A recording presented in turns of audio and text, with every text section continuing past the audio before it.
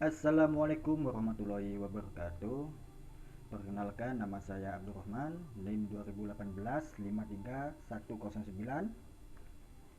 Oke, pada perkuliahan kali ini saya mau berpresentasi tentang COVID. Ya, COVID adalah Control Objective for Information and Related Technology. COVID adalah dirancang sebagai alat penguasaan IT yang membuat dalam pemahaman dan memanage resiko, manfaat, serta evaluasi yang berhubungan dengan IT.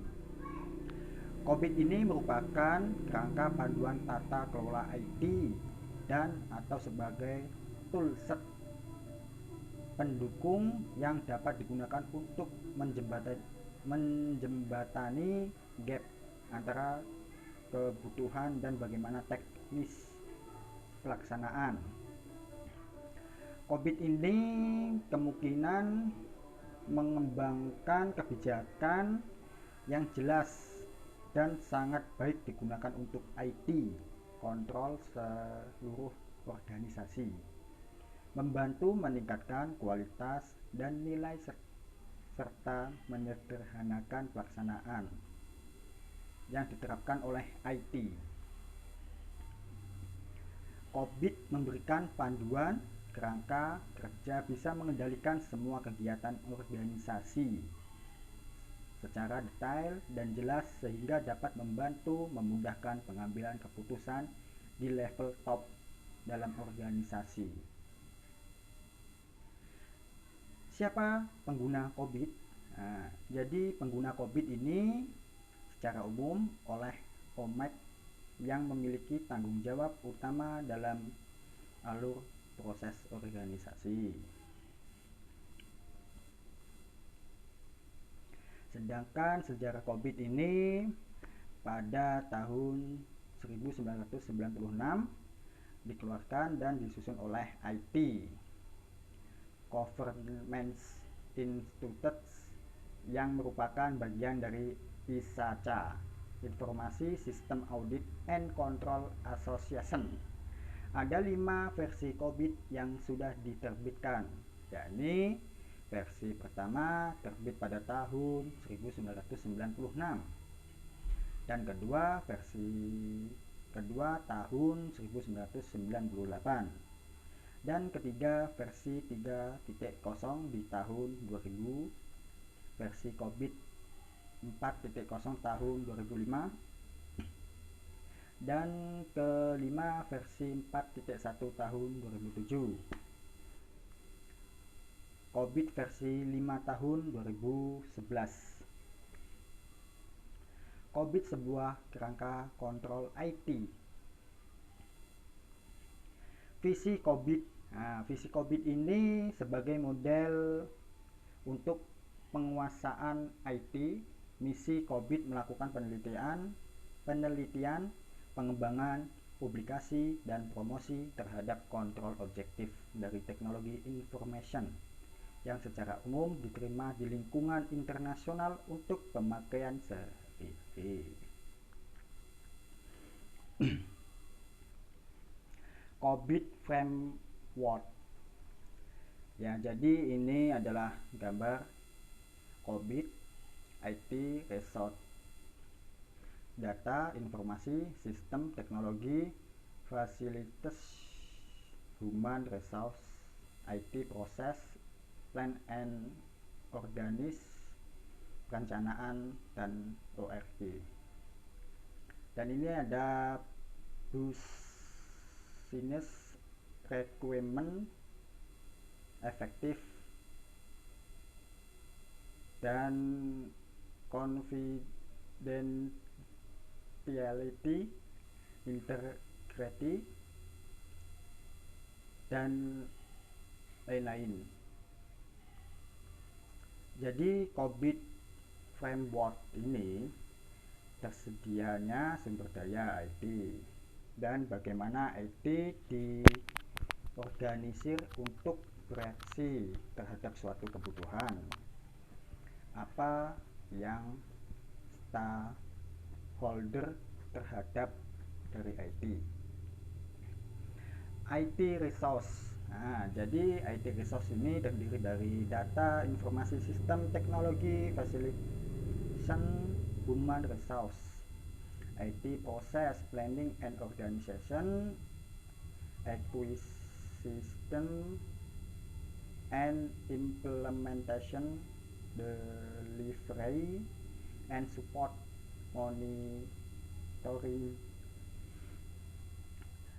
dan kemudian business requirement. Ini terdapat ada informasi reliability, compliance, dan integrity. COBIT terdiri dari 4 domain, yakni planning and organization, acquisition and implementation, delivery and support, monitoring and evaluation.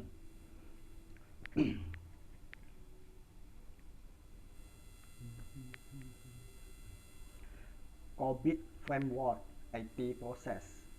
Nah, jadi ini ada plan and organization, acquisition and implement,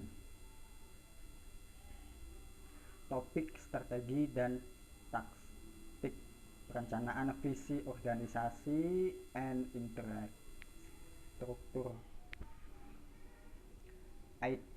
Topik IT, solution, perubahan dan pemeliharaan. Apakah IT dan strategi bisnis sudah diterapkan? Apakah perusahaan sudah menggunakan secara maksimum sumber daya? Apakah semua orang di dalam ORG sudah memahami sasaran IT?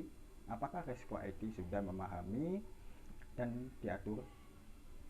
Nah, jadi ini sebuah mutu sistem IT sudah sesuai dengan kebutuhan bisnis ya. Dan apakah proyek dapat memberikan solusi terhadap kebutuhan bisnis? Apakah proyek baru dapat selesai tepat waktu dan sesuai anggaran?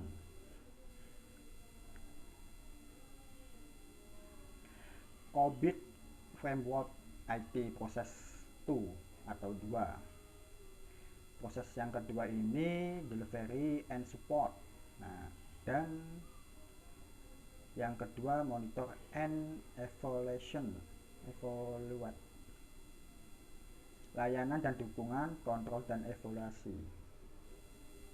Topik, topik domains, layanan, pengaturan dan dukungan proses penyusunan pengolahan sistem aplikasi. Topik selanjutnya penilaian overtime, jaminan pengiriman, sistem pengendalian, manajemen kesalahan, pengukuran pekerjaan. Apakah layanan IT diberikan sesuai dengan prioritas bisnis? Apakah biaya IT dapat dioptimalkan? Apakah pekerjaan mampu menggunakan sistem IT lebih produktif dan aman? Dapat IT mendeteksi suatu permasalahan sebelum semuanya terlambat? Apakah jaminan kemandirian yang ditentukan atau diperlukan dapat memastikan bidang kritis bisa dioperasikan sesuai dengan diharapkan? Kerangka kerja framework COBIT. Yang pertama ini adalah mengamankan aset sistem informasi. Yang kedua, efektivitas sistem, efisien sistem, memberikan dan mengolah ketersediaan layanan sistem informasi atau disebut dengan availability. Maaf, agak kebelecit ilatnya. Oke, langsung saja lanjut. Yang kelima, menjaga kerahasiaan, confidentiality. Dan selanjutnya adalah meningkatkan kendala atau kehandalan. menjaga integritas data. 8. Mentaati seluruh peraturan dan aturan yang ada dan berlaku saat ini, baik itu internal maupun eksternal, organisasi atau entitas. Dan slide selanjutnya yaitu mengamankan akses aset sistem informasi atau disebut dengan aset verguending.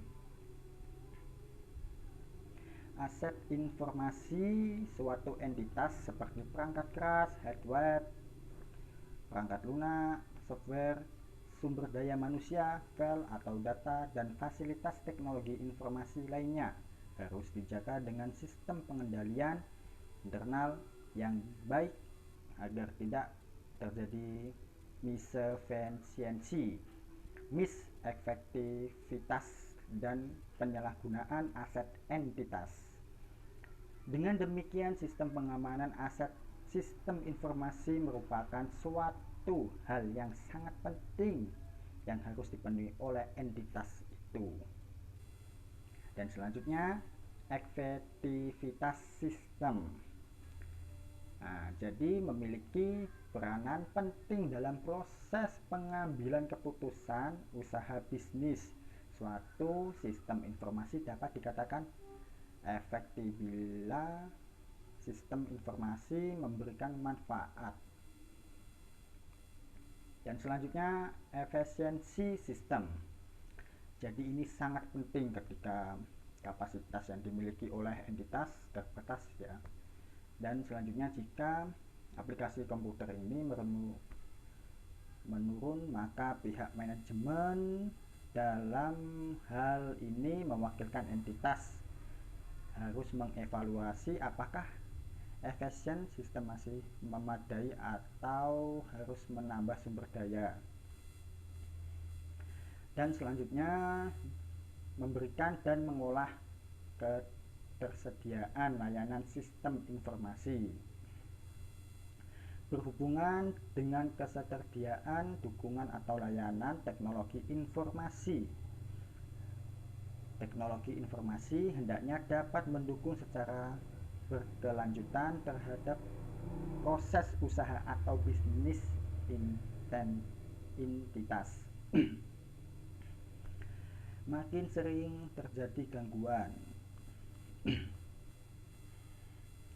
Dan selanjutnya yakni menjaga kerahasiaan. Ini sangat penting.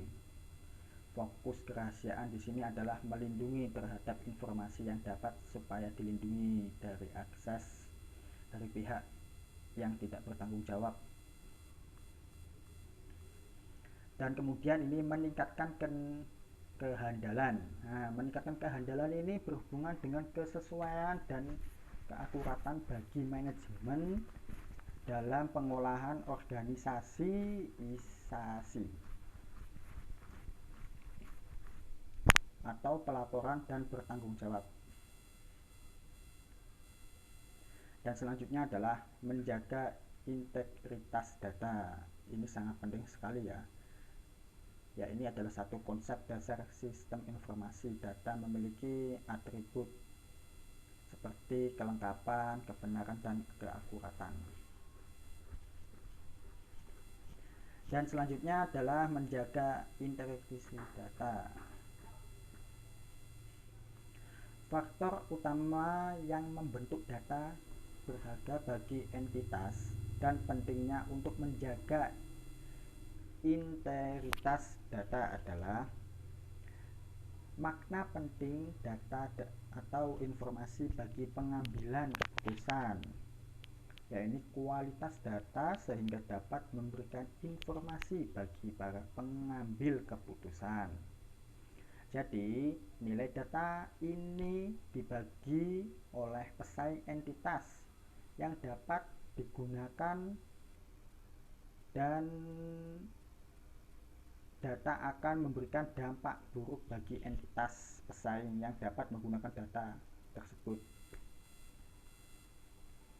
Oke, yang selanjutnya ini menaati seluruh peraturan dan aturan yang ada dan berlaku. Menaati seluruh peraturan dan aturan yang ada dan berlaku saat ini, baik itu internal dan eksternal, organisasi atau entitas.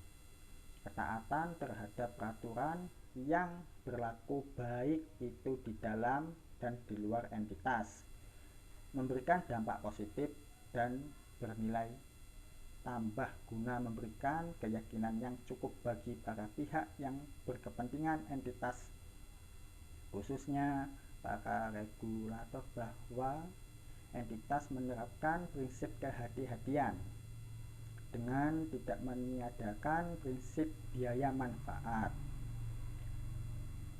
khususnya kegiatan teknologi informasi. Oke, dari presentasi saya tadi, jika ada perkataan yang salah mohon dimaafkan. Billahi taufiq hidayah. Wassalamualaikum warahmatullahi wabarakatuh.